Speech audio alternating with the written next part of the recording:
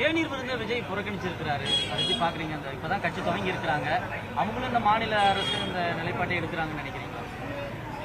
விஜய் அவர்களை பற்றி நான் இப்ப அதிகமாக கருத்து சொல்றது இல்லை. இன்னொரு களத்தில் 6 மாத காலம் களத்தில் இருந்த பிறகு அவர் என்ன செய்யறாரு, என்ன பண்ண போறாரு, ஒரு கொள்கை அடிப்படையில் கொள்கை ரீதியாக அவர் என்ன சொல்கிறார்கள், அந்த கொள்கை ரீதியாக நமது தமிழகம் வேறு ஒரு பாதையில் எடுத்துச் செல்ல அவரால் முடியுமா முடியாதா என்பதை சிந்தித்து பார்த்த பிறகு கொள்கை எதிரி பாஜக ஒட்டுமொத்தமாக சொல்லிட்டாங்க. எதற்காக எதிர்க்க வேண்டும் என்ற கேள்விகள் எல்லாம் இன்று குடியரசு தினத்தன்று அதை சொல்ல வேண்டாம் என்று நினைக்கின்றேன்.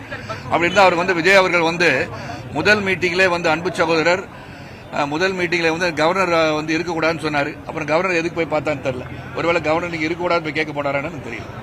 அதே அவர் கொள்கை தெரிஞ்சு போச்சு. அப்புறம் ரொம்ப ரொம்ப சந்தோஷமா இருக்கு. அஜித் அவர்களுக்கு பாராட்டு. நான் ஏற்கனவே இந்த கார் ரேஸ்ல போயிட்டு ஒரு ஆக்சிடென்ட் ஆன பிறகும் மறுபடியும் அந்த டீம் வெற்றி பெற வேண்டும் என்ற எண்ணத்திலே சிறந்த முறையிலே அதை வழிநடத்தி சென்றிருக்கிறார். அவருக்கு கிடைத்த விருது